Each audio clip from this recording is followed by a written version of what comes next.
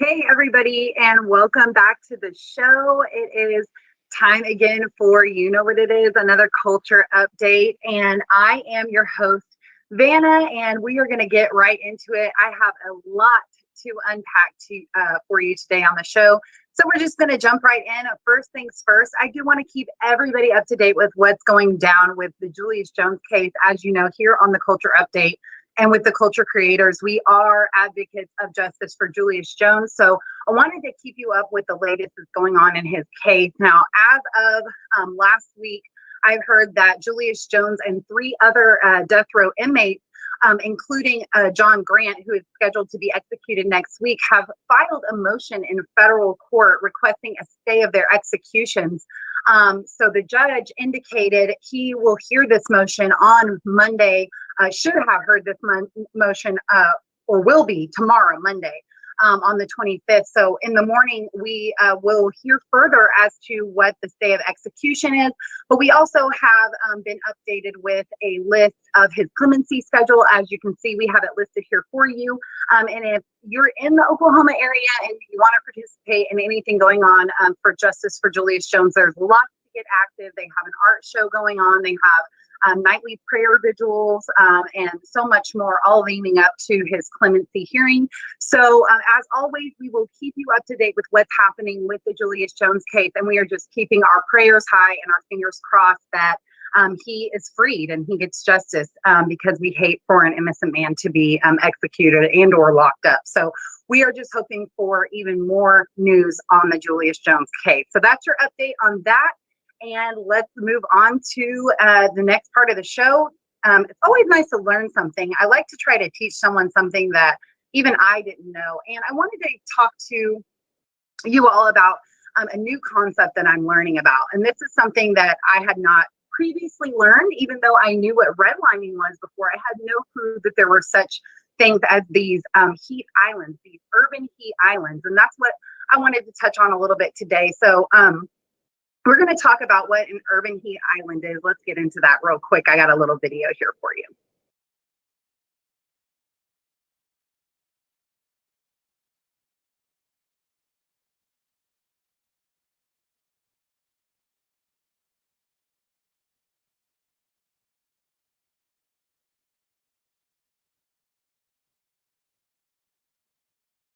Think we got the video? Yeah, here it comes. Describe the heat. What does it feel like? Well, I wipe the sweat off.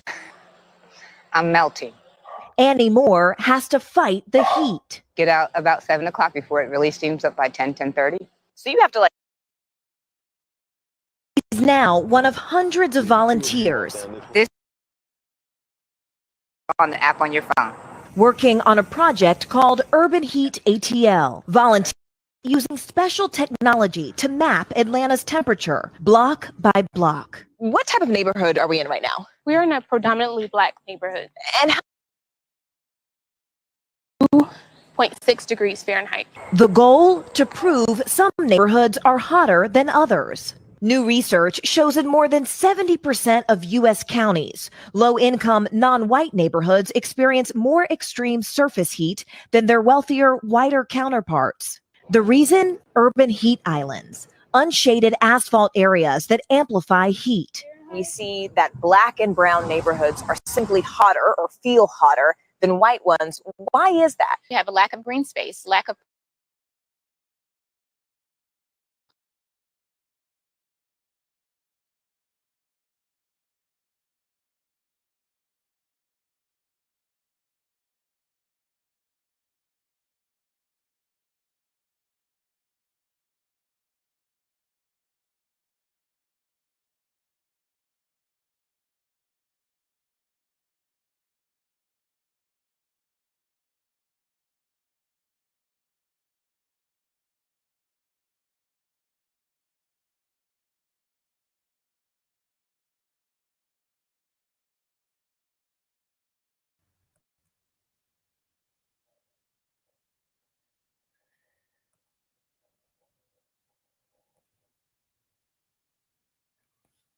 All right, and so you can see there that it is truly an issue for these urban heat islands that are going on. And this is something that, like I previously said, I had no clue. I mean, obviously I knew redlining socioeconomic surroundings. However, I didn't really take into consider what the climate, changes would be in that situation. And it makes a lot of sense. I mean, a lot of these neighborhoods that are low income are, they don't have a lot of trees. They don't have a lot of parks. They do not have a lot of green areas in order to keep the climate down in those neighborhoods. So therefore, unfortunately, they tend to be a lot hotter. If you can see on the graph we have, this graph basically is just listing the different zones of hotness compared to comparing neighborhoods that are average white neighborhoods compared to black neighborhoods. And you can see, especially in Portland, Oregon, it is way hotter, up to 6 degrees Fahrenheit hotter in some cases, even more than it is in white neighborhoods. So it's just something to be aware of. It's something to think about. I think some of our black people need to take into consideration these circumstances and think about where they're living and where they want to continue living. You may not want to be living in these neighborhoods and in this area if you have the means and the will to move. You might want to do that. And we have another graph that also shows the largest heat discrepancies. And this graph actually shows breakdown by state. So we have states like Oregon, Denver, Minneapolis, even Georgia, Florida, Tennessee. I mean, these are some averaging cities that are averaging 12 degrees Fahrenheit higher in some cases than others. So it really is a big issue. It's an issue for our culture because this greatly affects brown and black people more than it does other cultures. And so this is a really big deal. So just be aware of, of these issues. Be aware of these heat islands, and hopefully it will bring awareness to let people know that we need to do more when it comes to worrying about the climate, and then also building more accessibility to things like dog parks and just parks for kids and things like that in our neighborhoods, and how much trees and the lack thereof is going to affect what's going on. So there you have it. That is something you can learn today about the urban heat islands. All right, it's time to jump into the hip hop entertainment news. You know what it is. I got the hottest of the stories. And let's go ahead and just jump into this new, what are they calling a new hip hop supergroup? Yes, I was so happy to find out about this news. Oh, music break for you guys. This new hip hop supergroup hitting the airwaves. They're calling themselves Mount Westmore, and it took me a little bit of thinking to figure out that apparently these are supposed to be the Mount Rushmore of the West Coast rappers. So they're considering themselves the top 4, I guess, hottest rappers of the West Coast. And we're talking about Snoop Dogg, Too Short, E40, and Ice Cube. And they have formed a new group together. They're calling themselves Mount Westmore, and they have just released their brand new track. And guys, I will tell you this. I was not even going to talk about this story other than the fact that I actually watched the video and listened to the song. And I was very glad to see that they did not stray away from their old, wonderful ways, but still were able to put a twist in that to bring it into 2021. I thought the music video was very inventive. They kind of had this whole Star Wars Avatar theme going on. I thought that that was great because oftentimes music videos are just not thinking outside of the box. I thought the song was great. I thought the beat was banging. I was glad that they each brought their own individual style and kept true to their rap nature. You still got the Too Short nature. He kept on saying, the same rap style, same with Snoop Dogg. And so I really appreciated the song. I really appreciated the music video. I wish that more old school, great rappers from back in the day would stay true to themselves and bring themselves into 2021, much like I felt they did with this song. Because oftentimes I feel like rappers that were great once feel like they need to manipulate their ways or change in order to make themselves great again or continue to be good. And sometimes that's not the case. Yeah, it's good to make changes, but you don't always have to completely change your style and who you are and how you are. So I appreciate all 4 of these guys for staying true to themselves and putting out a banger. Thank you for finally a banger by someone old so they could still be brand new. So if you heard the song, please drop me some comments. Tell me what you think about it. I will say this one thing. I don't feel like I even though I was a strong enough verse to laugh because you're a fan of music. Music and most rap songs, the hottest verse, the metal rapper, and last on the track. So you can listen to the song all the way to the end. He you to listen to it to the best rapper, but I really felt like I could probably pick it first.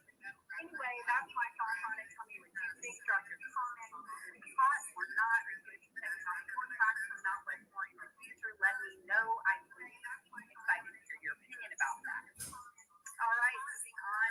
We're going to go to the next entertainment story. And guys, this one is literally hilarious. And I had to talk about this issue. We got Chris Brown, right?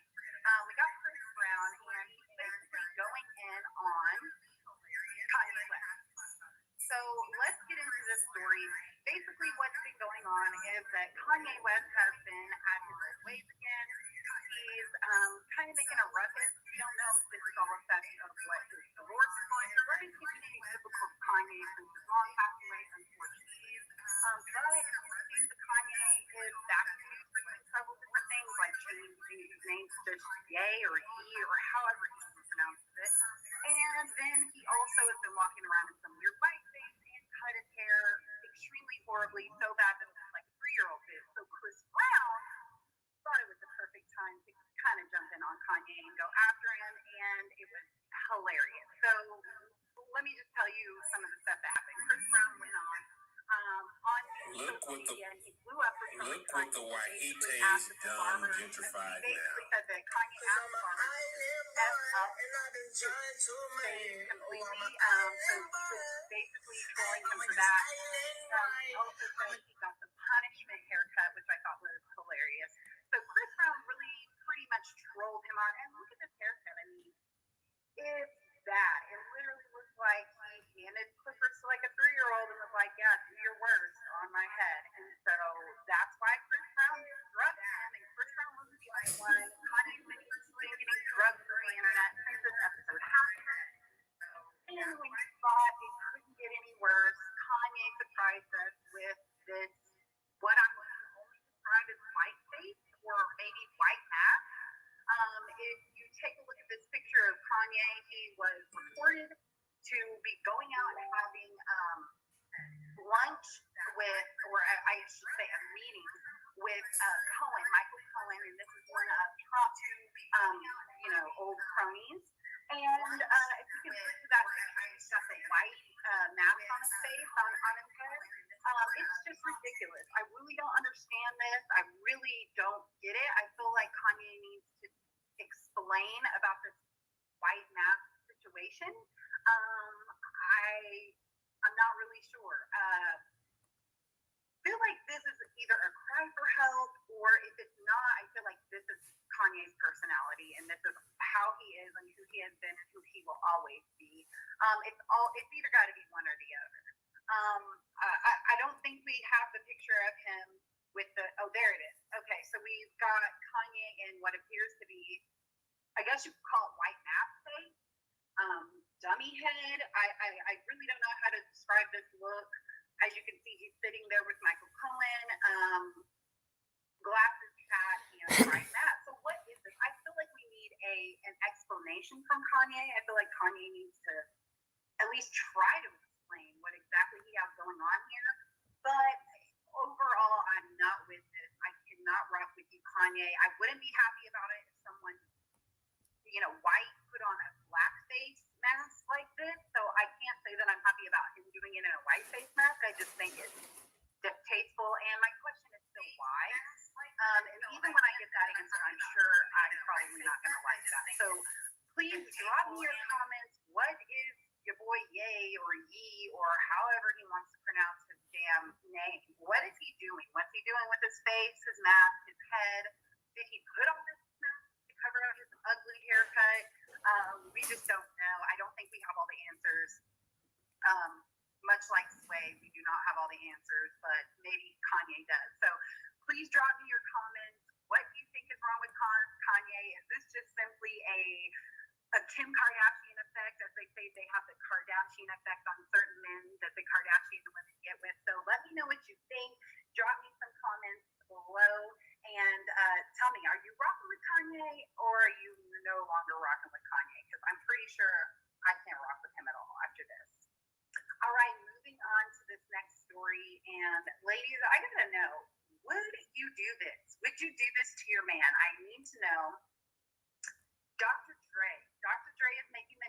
because his ex-wife has reportedly had his divorce papers sent to him during his grandmother's burial.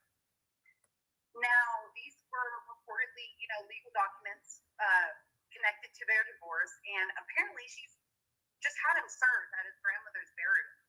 This is his ex-wife, and it doesn't say the exact reason why they broke up, but it does say the latest update is that they've been in a battle in court, and Dr. Dre was ordered to pay Nicole, is her name, nearly $300K in spousal support in addition to her attorney fees that he had to pay. So this is already beginning to look like it's going to be a really big battle.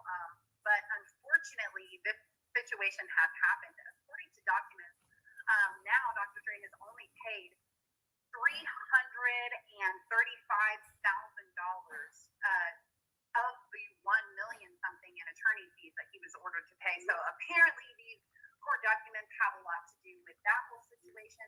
But I just can't imagine, having someone served papers at their grandmother's burial. I think that that's a little out of touch. I mean, I could see if maybe you could not find him, you didn't know, but this is Dr. Dre, okay? First of all, you were his wife, you could find him. If you can't find him, people in your camp can call people in his camp and find him.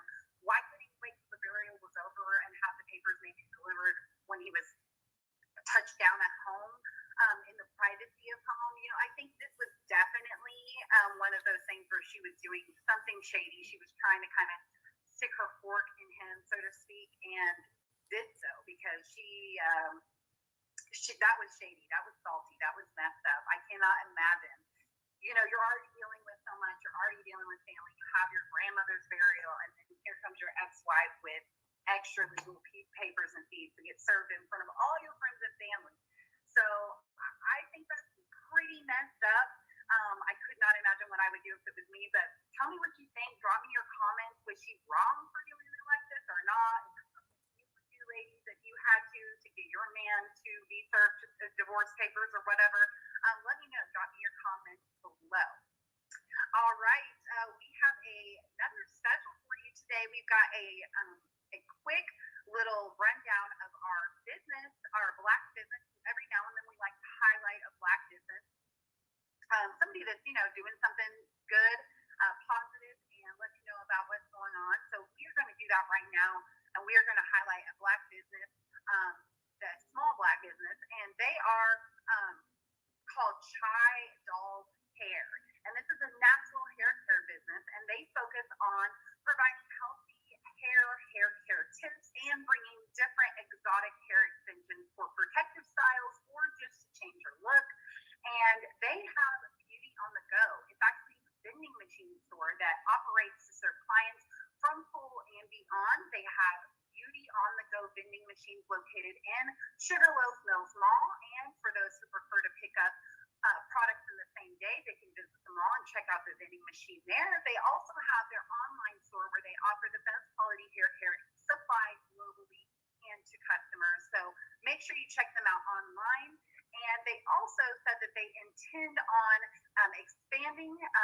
They are going to widen their scope within this year, making sure that everyone knows about their great beauty on the go vending filled with premium quality hair. And they value their customers, and this is why they look to service right at your fingertips. So if you are looking for those good hair extensions, you need some hair tips, make sure you check out Chai Doll Hair and give them your business because they are our Black business highlight of the week.